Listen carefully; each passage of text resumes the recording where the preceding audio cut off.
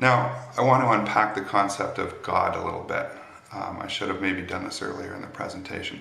Political belief is formed by how one conceives the concept of God. In a very basic sense, an individual carries one of three kinds of beliefs with respect to the existence of God. One, nature is God. Man created society to get away from nature with the knowledge and experience to know that Mother Nature is a cruel and unforgiving bitch.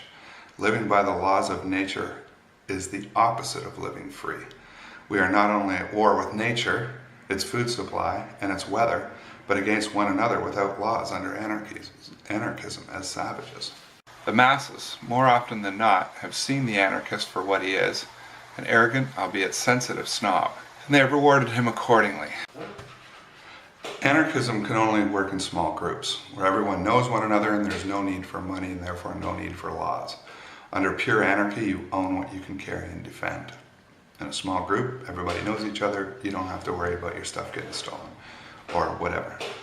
If anarchy was ever achieved on a wide scale, there would be the need for laws. And you'd get exactly the opposite of anarchy. You'd have lawyers and attorneys and legislators tripping all over courtrooms and houses of legislation trying to determine what's best, just like in that Plato quote that I gave earlier. And what a complex system like that does is allow the powers that be to help their friends and harm their enemies. This is one view of justice presented in Plato's Republic. This is an oligarchical view of justice. 2, man is God. There is no God, and the best and most capable of men should lead humanity. This is sometimes known as humanism, it's progressivism, it's communism, it's essentially organized atheism. The thing that I particularly like about having the ideological enemy of progressivism is that its basic ideology sounds so good and logical at first, but their premises always fall flat on their faces, with even the smallest of a push. Only one absolute truth exists in progressivism. Progressivism always falls on its face, even with the most cursory examination. Progressivism has only empty platitudes, empty slogans, and illogical precepts from which to lead the masses. Its precept is fundamentally wrong from the start. Alix de Tocqueville had this prediction for where America was headed in the following quote. Society will develop a new kind of servitude which covers the surface of society with a network of complicated rules through which the most original minds and the most energetic characters cannot penetrate. It does not tyrannize, but it compresses, enervates, extinguishes, and stupefies a people, till each nation is reduced to nothing better than a flock of timid and industrial animals of which the government is the shepherd. Now this has to happen to an extent if we are to have a technological society. And Jacques Ellul, a famous French sociologist, wrote a book called The Technological Society that explains this.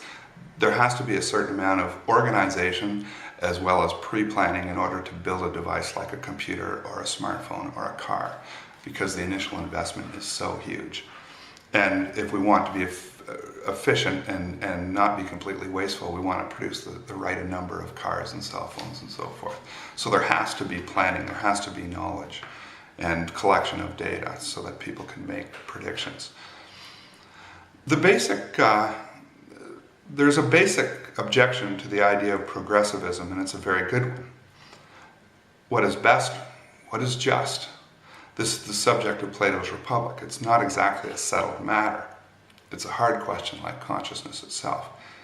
But the basic Platonic objection to progressivism is that the most capable of us not only have the capacity to do great, but also have the greatest capacity to do evil. Now, we can take a look at progressivism and see where it's been leading us since 1913. We've had all kinds of wars. We currently occupy over 150 countries. Its fruit is houses of legislation that have been converted to whorehouses. It's wars, pestilence, disease. It's a law that has its operating principles hidden in sophistry, licentiousness, and intimidation. It creates a class of noble, honorable, and distinguished rulers who permit themselves to operate above the law in the name of progress. Madeleine Albright, when interviewed by a corporatist on mainstream media, had the following answer to the question of the sacrifice of 500,000 Iraqi children.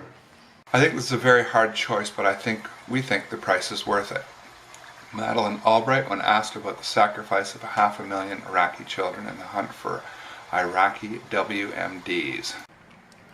Progressives always blame those who make society better by making them a better car or making them a better pair of shoes as the source of all their problems.